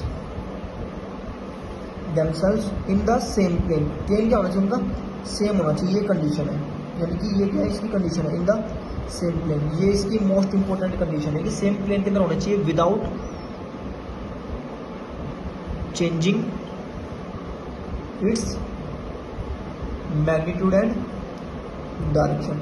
अभी मैंने लिख तो दिया लेकिन कई होगे तो दिमाग से ऊपर ही गया होगा, भेजे से ऊपर गया होगा, तो उसको समझने का तरीका हम किस तरीके से यूज करेंगे। देखो अगर मेरे पास वेक्टर इस तरीके से रिप्रेजेंट कर रहा हूँ मैं ए वेक्टर, तो इस ए वेक्टर को, क्योंकि ये हमें काम आएगा फोर्स वाले चैप्टर के अंदर, ठीक है, जब हम फोर्स का रिजोल्यूशन करेंगे, ठीक है, प्लस में फ्रिक्शन वगैरह पढ़ेंगे उसके अंदर ये काम आएगा, ठीक है, force is large and motion के अंदर ये सब चीज़ें काम आएगा। अगर मान लेते हैं मेरे पास ए वेक्टर है, इस ए वेक्टर को मैं चाहता हूँ कि यहाँ पे ना रिप्रेजेंट करके मैं यहाँ पे लिखूँ, तो आप लोग को बोलोगे सर नहीं लिख सकते क्योंकि ये फिक्स क्वांटिटी, ये फिक्स क्वांटिटी नहीं है बेटा, ये चीज़ ध्यान रखना, ये फिक्स क्वांटिटी नहीं है, इसको हम मूव करा सकते हैं एक जगह से सेम जगह पे, लेकिन कंडीशन क्या है, सेम प्लेन होना चाहिए, डायरेक्शन और मैग्नीट्यूड उसकी सेम ही होनी चाहिए। यानी कि अगर ये 5 मीटर का मेरे पास वेक्टर है तो ये 5 मीटर का ही होना चाहिए, अगर ये लेफ्ट से राइट में जा रहा है तो लेफ्ट से राइट में जाना चाहिए और इसी बोर्ड के ऊपर होना चाहिए, ठीक है। यानी कि अगर मेरे पास ये प्लेन है इस तरीके से, ये मेरे पास एक प्लेन है, तो इस प्लेन के अंदर मैं इसको ऐसे भी शो कर सकता हूँ, इधर भी शो कर सकता हूँ, ठीक है, 5 मीटर, इधर भी मैं शो कर सकता हूँ 5 मीटर, इधर भी मैं शो कर सकता हूँ 5 मीटर, क्योंकि पैरेलल है। देखो ये सारे के सारे के आपस के अंदर पैरेलल है, पैरेलल ही तो माने जाएंगे ये, लेकिन इनका एंगल कितना है, 0 डिग्री एंगल एक दूसरे के बीच में, तो ये भी एक दूसरे के पैरेलल। अगर मेरे पास बी वेक्टर है, मेरे पास बी वेक्टर इस तरीके से है मेरे पास, तो इस बी वेक्टर को मैं ऐसे भी शो कर सकता हूँ, ऐसे भी शो कर सकता हूँ बी वेक्टर को, इस तरीके से भी शो कर सकता हूँ, इस तरीके से भी शो कर सकता हूँ। इसी तरीके से मान लो मेरे पास सी वेक्टर है, ये सारे के सारे क्या है, बी वेक्टर है, ठीक है, बी वेक्टर है। इसी तरीके से मान लो मेरे पास ये सी वेक्टर है, तो इस सी वेक्टर को मैं यहाँ पे भी शो कर सकता हूँ, ठीक है, यहाँ पे भी शो कर सकता हूँ कोने के अंदर, यहाँ पे भी मैं शो कर सकता हूँ। कंडीशन क्या है, इस प्लेन के अंदर होनी चाहिए, ये बात एक ध्यान देना। जैसे कि एक्स वाई प्लेन के अंदर तो एक्स वाई प्लेन के अंदर ही होने चाहिए, वाई जेड प्लेन के अंदर तो वाई जेड के अंदर ही होनी चाहिए, और एक्स जेड के अंदर है तो एक्स जेड के अंदर ही होनी चाहिए। ये कंडीशन है, यानी कि एक प्लेन के अंदर ही होने चाहिए, सभी की डायरेक्शन सेम होनी चाहिए और सभी आपस में क्या होने चाहिए, पैरेलल होने चाहिए, और मैग्नीट्यूड सभी का होना चाहिए इक्वल। यानी कि 5 मीटर सारे के सारे क्या है, इधर मैं लिख देता हूँ ए बी सी, सारे के सारे क्या है 5 मीटर है। यानी कि सारे के सारे का मतलब ये है कि ये सारे के सारे जो इस डायरेक्शन में शो कर रहे हैं वो ए वेक्टर सारे के सारे 5 मीटर है, बी वेक्टर सारे के सारे 5 मीटर और सी वेक्टर सारे के सारे 5 मीटर। तो ये आगे समझ में, यानी कि सबसे इंपॉर्टेंट चीज है वेक्टर की। और दूसरी इंपॉर्टेंट चीज क्या है वेक्टर की, वेक्टर लिख दे रहा हूँ, समझ में आ रहा है, इधर विजिबल है ये एरिया, ठीक है। वेक्टर कैन बी, इसको मैं इरेज कर देता हूँ, vector can be rotated bye 2 pi radian, ठीक है, और 360 डिग्री। यानी कि अगर मेरे पास ए वेक्टर ऐसे है, ठीक है, 2 पाई का मैंने आपको बताया था पीछे वाली वीडियो के अंदर वेक्टर पार्ट फर्स्ट के अंदर कि 2 पाई रेडियन या फिर 360 डिग्री का मतलब हो गया इस तरीके से। यानी कि ये पॉइंट, ये कोई भी पॉइंट है, इस तरीके से अगर मैं घूमता हूँ तो 360 का एंगल बनाएगा, ये कॉर्नर इसके सेंटर के ऊपर सर्कल बन जाएगा। तो इसी तरीके से मान लो मेरे पास ए वेक्टर है जिसकी डायरेक्शन क्या ऊपर है, अगर मैं इस ए वेक्टर को 360 डिग्री घुमाता हूँ इस तरीके से, एंटी क्लॉकवाइज चल रहा है क्लॉकवाइज चल रहा है, कोई फर्क नहीं पड़ता इससे, 360 घुमाता हूँ, या फिर क्या है मेरे पास, मैं इसको 2 पाई रेडियन घुमाता हूँ, क्योंकि 2 पाई और 360 दोनों क्या होते हैं, बराबर होते हैं। ये रेडियन के अंदर हम शो करते हैं और इसको डिग्री के अंदर शो करते हैं। जब मैं ए वेक्टर को 2 पाई रेडियन या फिर 360 डिग्री से मैं घुमाता हूँ तो वापस इधर की इधर आ जाएगा। यानी कि इस वाले कंडीशन में क्या आ जाएगा, यानी कि अगर एक वेक्टर को मैं रोटेट करता हूँ 2 पाई रेडियन से या फिर 360 डिग्री से, तो उस वेक्टर के अंदर the vector have no change in it, यानी कि उस वेक्टर के अंदर कोई भी अपने अंदर चेंज नहीं आएगा, ये चीज़ ध्यान देना। यानी कि अगर मैं इस ए वेक्टर को 2 पाई रेडियन या फिर 360 डिग्री अगर मैं घुमा देता हूँ, तो ये जो ए वेक्टर है इनिशियली भी ए वेक्टर था और रोटेट करने के बाद यानी कि ए एफ यानी कि फाइनल वेक्टर वो क्या होगा, वो भी ए वेक्टर ही होगा। ये चीज़ ध्यान देना, ठीक है। मैंने आपको सुबह बताया था कि 2 पाई इक्वल किसके बराबर होता है, 2 पाई रेडियन 360 के बराबर होता है।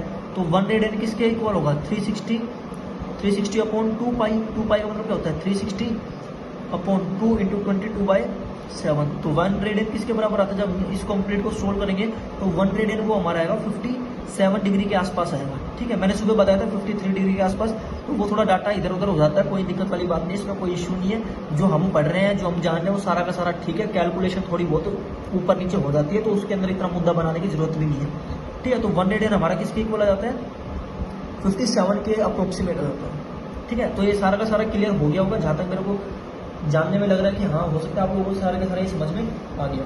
अब हम पढ़ेंगे एंगल बिटवीन 2 वेक्टर्स, क्योंकि अब देखो ये जो वेक्टर है, अगर मेरे पास बी वेक्टर ऐसे है और मेरे पास ए वेक्टर इस तरीके से है, तो इसके एंगल भी तो हमें पता होना चाहिए किस तरीके से हमें एंगल निकालना है। तो वो एंगल भी हम देखेंगे कि एंगल किस तरीके से होता है 2 वेक्टर के बीच में, ठीक है।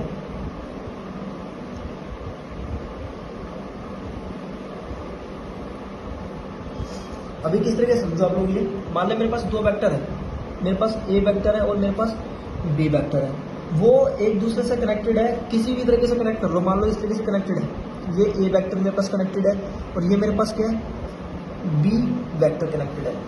अभी देखो इसके अंदर कौन कौन से एंगल बन रहे हैं, मेरे पास ये भाई इन दोनों के बीच का ये एंगल तो माना जाएगा आप लोगों के अकॉर्डिंग, मान लेते हैं थीटा एंगल गिवन है, ठीक है। और इसको अगर मैं थोड़ा सा आगे लेके जा रहा हूँ, ठीक है, यानी कि इस वाले एंगल को मैंने किस तरीके से, मेरे पास एक तो ये वाली कंडीशन गिवन है, ठीक है। और इसी तरीके से मैंने क्या बताया था, पैरेलल शिफ्ट कर सकते हैं, यानी कि इस ए वेक्टर को मैं पैरेलल शिफ्ट कर सकता हूँ इस तरीके से।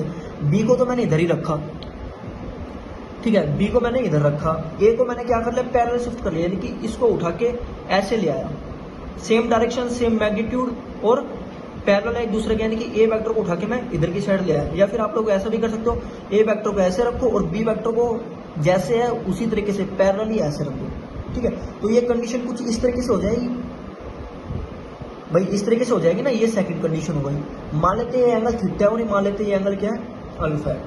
तो अब लोग मेरे को ये बताओ कि एंगल कौन सा माना जाएगा, कौन सा एंगल ए वेक्टर और बी वेक्टर के बीच में माना जाएगा, थीटा माना जाएगा फिर अल्फा माना जाएगा, ए एंड बी के बीच का एंगल, ए एंड बी के बीच का एंगल कौन सा माना जाएगा। अब कुछ लोग बच्चे बोलेंगे सर थीटा माना जाएगा, कुछ लोग बोलेंगे अल्फा माना जाएगा, कुछ बोलेंगे सर दोनों के दोनों माने जाएंगे।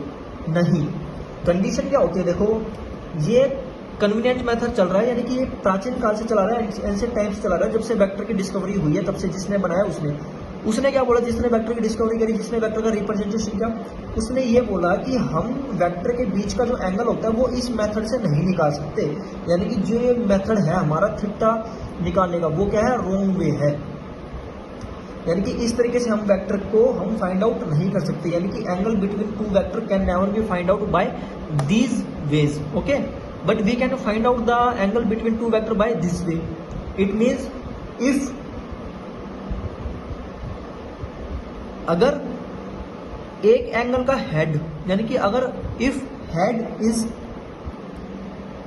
कनेक्टेड टू टेल, अभी देखो इसके अंदर क्या है, हेड किसका है, ए का तो हेड है और पूंछड़ी यानी कि टेल किसकी है, बी की है। If head is connected to tail then we can not find the angle between these vectors, यानी कि इन वेक्टर्स के बीच का हम एंगल नहीं निकाल सकते अगर हेड टू टेल कनेक्टेड है, यानी कि हेड टू अगर टेल कनेक्टेड है तो हम एंगल नहीं निकाल सकते। तो उसने क्या बोला, किस तरीके से निकालेंगे, उसने बोला कि भाई आप निकाल तो सकते हो लेकिन इस वाले मेथड से नहीं निकाल सकते। हम किस मेथड से निकाल सकते हैं, जब टेल से टेल कनेक्टेड होगी, यानी कि when tail to tail is connected, तो जब ये टेल टू टेल कनेक्टेड होगी तभी हम क्या निकाल सकते हैं, only then we can find out the angle between these 2 vectors, यानी कि जब टेल से टेल कनेक्टेड होगी तब ही हम दोनों वेक्टर के बीच का एंगल निकाल सकते हैं। अगर हेड टू टेल कनेक्टेड होगा तो हम एंगल उसके बीच का नहीं निकाल सकते। तो इसको किस तरीके से याद कर सकते हैं, आप लोगों ने गाना सुना होगा, नहीं सुना तो आज सुन लेना। ताल से ताल मिला, ताल से ताल मिला, ठीक है। ये जो गाना होता है इस तरीके से हम याद कर सकते हैं, यानी कि एंगल कब निकाल सकते हैं हम, जब ताल से ताल मिली होगी, यानी कि टेल से टेल मिली होगी। जब दो वेक्टर की आपस में टेल से टेल मिली होगी तभी हम इन दोनों के बीच का एंगल निकाल सकते हैं, अदरवाइज एंगल नहीं निकाल सकते, ठीक है।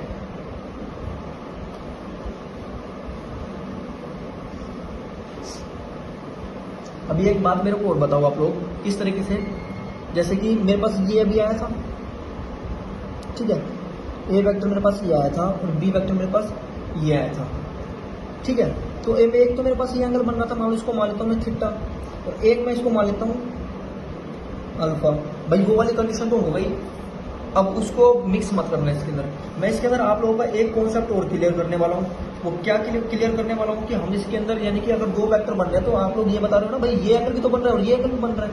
एंगल तो हम इस तरीके से भी ले सकते हैं और बाहर वाला एंगल भी ले सकते हैं। ये आउटसाइड वाला एंगल हो गया, ये इनसाइड वाला एंगल हो गया।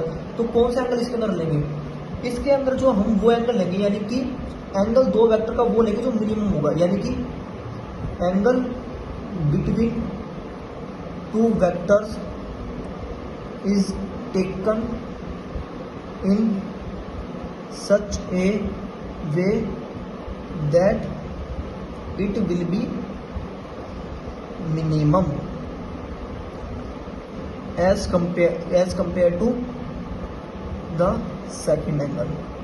यानी कि मेरे पास दो एंगल बन रहे हैं इसके अंदर, एक एंगल थीटा बन रहा है और एक एंगल अल्फा बन रहा है, ठीक है। तो इसके अंदर कौन सा एंगल लेंगे, यानी कि थीटा विल बी क्या होगा, theta will be angle between A and B vector, यानी कि ए और बी वेक्टर के बीच का कौन सा एंगल माना जाएगा, थीटा माना जाएगा, अल्फा नहीं माना जाएगा, ठीक है। तो इसी तरीके से आप लोग मेरे को एक चीज बताओ, अगर मेरे पास ए वेक्टर और बी वेक्टर, ये मान लो मेरे पास 30 डिग्री एंगल है और ये कितना बचेगा, ये मेरे पास कितना बचेगा 150 डिग्री एंगल बनेगा, 360 में से जब मैं 30 माइनस करूंगा तो कितना बनेगा, 330 बनेगा ना।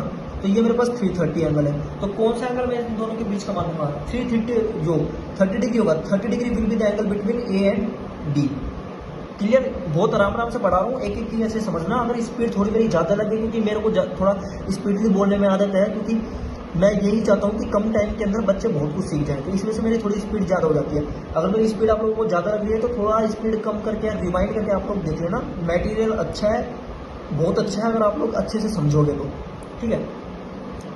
तो कौन सा एंगल माना जाएगा, दोनों के बीच का एंगल छोटे वाला एंगल माना जाएगा। तो अभी एक बात बताओ मेरे को कि minimum angle between two vectors वो कितना हो सकता है, minimum angle between two vectors कितना हो सकता है, बताओ आप लोग। मैं आपको टाइम देता हूँ 5 सेकंड का, 1 2 3 4 5। अभी आप लोगों ने सोच लिया होगा, मैं आंसर बताता हूँ। Minimum angle between two vectors कितना होता है, इज 0 डिग्री, ठीक है। एक्सप्लेन करूंगा अभी, आप रुकना। इसी तरीके से मैं बोलता हूँ maximum angle between two vector, ये भी आप लोग सोचो जब तक मैं लिख रहा हूँ। Maximum angle between two vectors, थोड़ा और टाइम दूं, चलो मैं 5 तक काउंट कर लेता हूँ, 5 सेकेंड, 1 2 3 4 5। तो इसका आप लोगों ने अगर आंसर सोच लिया हो तो अच्छी बात है। अगर आप लोगों का आंसर ठीक आ गया हो तो कल मेरे को पार्टी दे देना, मेरे घर के ऊपर आके आप लोग मेरे से पूछ लेना किधर मेरा घर है।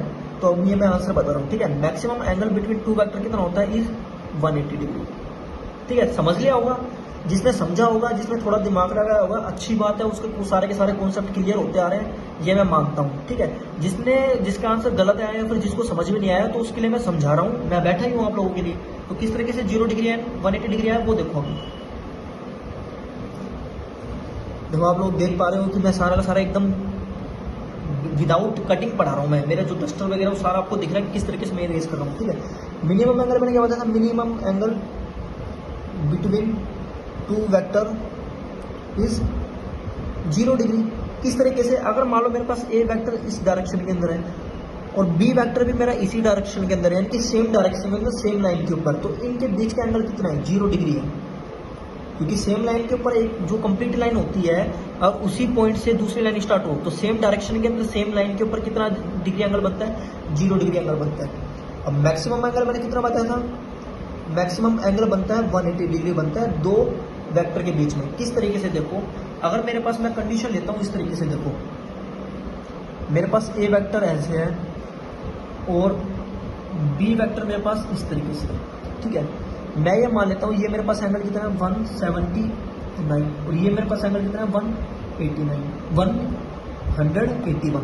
तो मैंने आपको क्या बताया था कौन सा एंगल लेना होता है दो वेक्टर के बीच का 179 डिग्री एंगल लूंगा, 181 तो लूंगा ही नहीं, ये 181 है बेटा, ठीक है। आप लोग देख लेंगे, इधर थोड़ा फोकस पर लाइट के इधर लिख रहा हूँ मैं 181 डिग्री एंगल है, तो 181 डिग्री एंगल नहीं लूंगा मैं, 179 डिग्री एंगल लूंगा। मैक्सिमम एंगल 180 डिग्री कैसे आता है ये बताओ सर आप ये तो हम समझ गए कि भाई छोटा वाला एंगल लेना होता है, बड़े वाला एंगल नहीं लेना होता, लेकिन आप ये समझाओ इसके अंदर आपने हमें उलझा दिया। जिन बच्चों को समझ में नहीं आया उनकी बात कर रहा हूँ, जिन बच्चों को समझ में आया अच्छी बात है, उनके लिए थम्स अप है मेरी तरफ से, लेकिन जिनको नहीं आया उनके लिए देखो, अगर मैं ये बोलता हूँ कि मिनिमम एंगल 179 और मैक्सिमम एंगल क्या होता है 181, जबकि हमें ये लेना होता है। अगर मैं इस वाली कंप्लीट लाइन को यानी कि बी वेक्टर को अगर मैं थोड़ा 1 डिग्री इधर की साइड रोटेट कर देता हूँ तो ये क्या बन जाएगी, एक स्ट्रेट लाइन बन जाएगी। स्ट्रेट लाइन तो बनेगी, प्लस में क्या हो जाएंगे एक दूसरे के नेगेटिव वेक्टर या फिर एंटी पैरेलल वेक्टर हम इसको बोल सकते हैं। अगर मैग्नीट्यूड सेम है तो नेगेटिव वेक्टर, अगर मैग्नीट्यूड सेम नहीं है तो एंटी पैरेलल वेक्टर। तो जब मैं इस बी वेक्टर को 180 डिग्री ऊपर की साइड मैंने रोटेट कर दिया तो ये कुछ 180 डिग्री वाली लाइन बन जाएगी, क्योंकि ये भी कितना हो जाएगा, इसमें 1 प्लस कर दूंगा तो कितना हो जाएगा 180 डिग्री हो जाएगा, और इसमें अगर 1 माइनस कर दूंगा तो कितना हो जाएगा ये 180 डिग्री, यानी कि इस तरीके से कुछ एक स्ट्रेट लाइन बन जाएगी। तो अब बताओ कौन सा मैक्सिमम है कौन सा मिनिमम है, दोनों के दोनों कितने हो गए भाई 180 डिग्री हो गए। अब बताओ कौन सा लोगे, अब कंडीशन है कुछ आपके पास नहीं है ना, तो ये भी इसको हम ये भी 180 डिग्री और ये भी 180 डिग्री है, तो दोनों के दोनों हम ले सकते हैं, कोई भी ले लो, 180 डिग्री ऊपर वाला ले लो, 180 डिग्री नीचे वाला ले लो। तो इस वजह से जो मैक्सिमम एंगल आता है वो 180 डिग्री आएगा। 180 डिग्री को अगर मैं थोड़ा सा ऊपर ले जाता हूँ, यानी कि और अच्छे से समझाता हूँ मैं इसको, एक बार और रिपीट कर देता हूँ। ए वेक्टर ऐसे है, अब मैं बोलता हूँ कि इसको ऊपर की साइड रोटेट कर दो 1, तो जब मैं +1 करूंगा तो इधर की साइड कितना डिग्री हो जाएगा, ये कंप्लीट ये 180 डिग्री 181 डिग्री हो जाएगा बी, और इसमें से इस वाले में से एक कम हो जाएगा तो ये कितना हो जाएगा 179 हो जाएगा। तो अब मैं कौन सा लूंगा 179, इसमें कौन सा ले रहा था 179, तो 179 डिग्री से एक एंगल हमें ये भी तो ज्यादा मिल रहा है 180 डिग्री वाला। तो 180 डिग्री क्या होता है, मैक्सिमम एंगल होता है बिटवीन टू वेक्टर्स। ये अच्छे से आप लोग समझ में आ गया होगा, मैं अच्छे से बता रहा हूँ, ठीक है। तो ये आप लोग इसे समझोगे, मैं इधर स्टार मार्किंग कर देता हूँ एंगल बिटवीन। अब ये जो एंगल है, ये जो कंडीशन मैंने वेक्टर की शो करी है, ये कौन सी है, ये एंटी पैरेलल वेक्टर भी हो सकते हैं, ठीक है, और क्या हो सकते हैं, और नेगेटिव वेक्टर भी हो सकते हैं। नेगेटिव वेक्टर की क्या कंडीशन होती है, मैग्नीट्यूड इक्वल, एंटी पैरेलल की क्या है, मैग्नीट्यूड इक्वल हो भी या ना भी हो। तो एंगल बिटवीन मैक्सिमम एंगल लिख सकता हूँ, ठीक है, या फिर चलो मैक्सिमम एंगल तो मैंने लिख दिया, इनके बारे में लिख देता हूँ। Angle between anti parallel and negative, anti parallel vector के बीच में और नेगेटिव वेक्टर के बीच में कितने डिग्री एंगल बनता है, इसमें देख के बताओ मेरे को 180 degree. And angle between two parallel vector, दो पैरेलल वेक्टर के बीच में कितने डिग्री एंगल बनता है 0 डिग्री। 0 डिग्री कंडीशन ये रही, 180 डिग्री कंडीशन ये रही। तो आगे समझ में अच्छे से, यही मैंने बताया था, ये अच्छी कंडीशन है, इसमें अच्छे से आप लोग ध्यान देना, ठीक है। आज के लिए मेरे को लगता है इतना बहुत है, 1 घंटे की वीडियो अप्रोक्सीमेटली बन चुकी है। अब हम जो कल पढ़ेंगे वो पढ़ेंगे वेक्टर अलजेब्रा, यानी कि किस तरीके से वेक्टर को ऐड करते हैं। अब हमारा जो मेन मकसद है, ये हम तो सब ये प्रॉपर्टी पढ़ी, यानी कि प्रॉपर्टी हमारी वेक्टर की क्या हो गई, प्रॉपर्टीज ऑफ वेक्टर, ये हमने पढ़ ली। प्रॉपर्टीज ऑफ वेक्टर पढ़ने के बाद अब हम पढ़ेंगे अलजेब्रा ऑफ वेक्टर, यानी कि हम इसको और कह सकते हैं वेक्टर अलजेब्रा भी बोल सकते हैं। वेक्टर अलजेब्रा के अंदर क्या पढ़ेंगे, किस तरीके से वेक्टर को मल्टीप्लाई प्लस करें, किस तरीके से वेक्टर को माइनस करें, किस तरीके से वेक्टर को मल्टीप्लाई करें। ये 3 चीज आती है, डिवाइड नहीं आता इसके अंदर, ठीक है, डिवाइड आता है, डिवाइड नहीं आता इसके अंदर, ये मैं आपको बता देता हूँ, ठीक है। ये चीज मैं आपको इसमें एक कंडीशन और लिख देता हूँ, ठीक है। मैं समझाऊं या ना समझाऊं सोच रहा हूँ, चलो वो कल बताऊंगा मैं आपको, ठीक है। वेक्टर अलजेब्रा का जो पार्ट है उसमें मैं कल बताऊंगा किस तरीके से हम चीजें करते हैं। यानी कि अगर मेरे को वेक्टर मान लो कोई गिवन है, ठीक है, मेरे पास अगर आर वेक्टर गिवन है, इस आर वेक्टर का अगर मेरे को सिर्फ मैग्नीट्यूड चाहिए, यानी कि इस आर वेक्टर का सिर्फ मेरे को क्या चाहिए, मैग्नीट्यूड चाहिए, तो किस तरीके से मैग्नीट्यूड निकाल सकता हूँ वो भी मैं आपको बता रहा हूँ, अभी बता रहा हूँ, ठीक है, थोड़ा सा बता रहा हूँ, फिर मैं कल अच्छे से एक्सप्लेन करूंगा।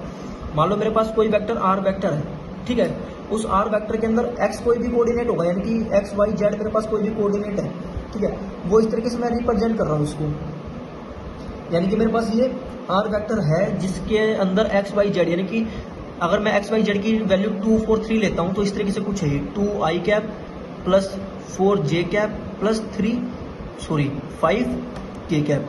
इस 2 4 3 का मतलब क्या है, इस तरीके से, यानी कि इसके अंदर x की वैल्यू कितनी है, x में कितना है, ये 2 है, y के अंदर कितना है, 4 है, और z के अंदर कितना है, ये 5 है।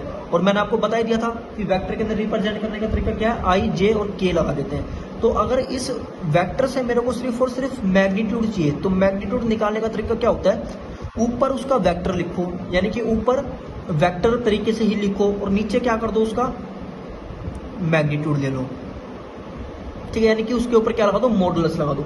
मॉडुलस लगाने का तरीका देखो किस तरीके से, इसको साथ में एक्सप्लेन कर रहा हूं मैं, यानी कि एक्स आई कैप प्लस वाई जे कैप प्लस जेड के कैप। मॉडुलस का मतलब क्या हो गया, एक्स का स्क्वायर प्लस वाई का स्क्वायर प्लस जेड का स्क्वायर, और इनकम्प्लीट का क्या कर दो, अंडर रूट। हालांकि ये कल वाले पार्ट के अंदर मैं एक्सप्लेन कराऊंगा, लेकिन अब मैं थोड़ा सा बता के चला जाता हूं ताकि आप लोगों को थोड़ा अच्छा भी लगे और थोड़ा और इंटरेस्ट भी आए। मैग्नीट्यूड के अंदर यानी कि ये क्या है, स्केलर क्वांटिटी बन गई, तो स्केलर क्वांटिटी के अंदर तो ऊपर मैं एरो लगाऊंगा ही नहीं, क्योंकि स्केलर क्या होती है, विदाउट डायरेक्शन होती है। तो इस आर को मैं अगर स्केलर के अंदर कन्वर्ट करता हूं तो मैं क्या करूंगा, देखो यहाँ पे एक्स वाई और जेड की वैल्यू लिखो, 2i cap plus 4j cap plus 5k cap upon 2 का स्क्वायर प्लस 4 का स्क्वायर प्लस 5 का स्क्वायर, इसका क्या कर दो, अंडर रूट कर दो। तो क्या वैल्यू आई, 2i cap plus 4j cap plus 5k cap upon 2 square कितना होता है, 4 स्क्वायर कितना होता है 16, 5 स्क्वायर कितना होता है 25। तो जब हम इसको सोल्व करते हैं तो हमारे पास वैल्यू कितनी आएगी, इसकी कंप्लीट वैल्यू कितनी आएगी इसकी, ये बताओ। ये 20 और 25 45, यानी कि 2i cap plus 4j cap plus 5k cap upon under root 45। इसको हम और एक तरीके से रिप्रेजेंट कर सकते हैं, क्योंकि 45 का जब हम एलसीएम लेंगे तो 3 9 पे जाएगा ये, ठीक है, 3 9 नहीं 3 15 पे जाएगा, और 15 को कट करेंगे तो 5 पे, यानी कि 2i cap plus 4j cap plus 5k cap upon में क्या गया, 3 बाहर जाएगा और 5 अंदर आ जाएगा। तो ये मेरे पास क्या आ जाएगा, ये इसकी स्केलर फॉर्म आ गई, ठीक है, ये क्या आ गई, इस वेक्टर की स्केलर फॉर्म इस तरीके से हमारे पास कन्वर्ट हो गई। ऊपर तो हमने उस वेक्टर को एज इट इज लिखा, और नीचे क्या कर दिया, उन वेक्टर के जो कंपोनेंट्स थे उनका स्क्वायर कर दिया और उनका सम कर दिया, और ऊपर से क्या लगा दिया, अंडर रूट लगा दिया, ठीक है, आगे समझ में। तो आज के लिए बस इतना ही, अच्छे से इस कंप्लीट पार्ट को देखो, वेक्टर का पार्ट फर्स्ट देखो, वेक्टर का पार्ट सेकंड देखो, ट्रिग्नोमेट्री देखो, डिफरेंशिएशन, इंटीग्रेशन। तो वेक्टर मैंने आज का कंप्लीट करा दिया है, वेक्टर सेकंड कल हम पढ़ेंगे वेक्टर अलजेब्रा। कल का हमारा पार्ट क्या होगा, वेक्टर अलजेब्रा। वेक्टर अलजेब्रा पढ़ने के बाद वेक्टर हमारा सारा कंप्लीट हो जाएगा, उसके बाद हम फिजिक्स के जो मेन चैप्टर्स होते हैं वो स्टार्ट करेंगे। तो thank you very much, like करो, शेयर करो, सब्सक्राइब करो चैनल को एंड कमेंट करो। देखो मेरी इतनी सी रिक्वेस्ट रहती है आप सभी लोगों को कि अगर चीज़ें अच्छी लगती है तो प्लीज़ लाइक कीजिए, शेयर कीजिए, सब्सक्राइब कीजिए और कमेंट कीजिए, क्योंकि देखो एक तरीके से यही हमें पॉजिटिव कॉन्फिडेंस देते हैं, यही हमारा कॉन्फिडेंस बूस्ट करते हैं। जैसे कि जब क्लास के अंदर बच्चा अच्छा परफॉर्मेंस करता है तो उसके लिए हम क्लैपिंग करवाते हैं, तो हम टीचर्स के लिए भी क्या होता है, हमें लाइक चाहिए होता है, क्योंकि लाइक से हमें ऐसा लगता है कि हाँ हमारी जो चीज़ें होती है, हम जो समझा रहे हैं तो रियल में हम जो एफर्ट करते हैं वो अच्छा एफर्ट कर रहे हैं, फिर बच्चों को पसंद ही नहीं आ रही, जिसकी वजह से बच्चे भी परेशान होते हैं, उसको एक्स्ट्रा मटेरियल नहीं मिल पाता, वो कंफ्यूज भी होते हैं और हमारा भी टाइम वेस्ट होता है। तो ऐसा तो देखो मेरे को अच्छा लगता है कि हाँ मेरी जो बातें हैं वो कुछ आप लोगों को समझ में आ रही होगी। तो इसलिए एक छोटी सी रिक्वेस्ट है या फिर छोटा सा सपोर्ट समझ लो कि आप लोग मेरे को सपोर्ट करोगे, ये लाइक करके, शेयर करके, सब्सक्राइब करके, कमेंट करके। और ये सब चीज़ें तभी ही करना, मैं बार बार मैं बोल रहा हूँ, लाइक मेरी वीडियो को तभी ही करना जब मेरा कंटेंट अच्छा लगे। कोई जबरदस्ती नहीं है कि लाइक करो लाइक करो लाइक करो, दूसरे टीचर बोलते हैं लाइक करो लाइक करो, लाइक करो या डिसलाइक करो वो उसी बेसिस के ऊपर करना। अगर अच्छा लगे तो लाइक करो, ना अच्छा लगे तो डिसलाइक करो। डिसलाइक करने के बाद क्या करो, कमेंट करो कि सर इस वजह से हमें आज का आपका कंटेंट अच्छा नहीं लगा, जिससे मैं और इम्प्रूव करूं और आप लोगों को अच्छे से अच्छा मटेरियल मैं प्रोवाइड करूं। ठीक है, थैंक यू वेरी मच, जय हिंद जय भारत।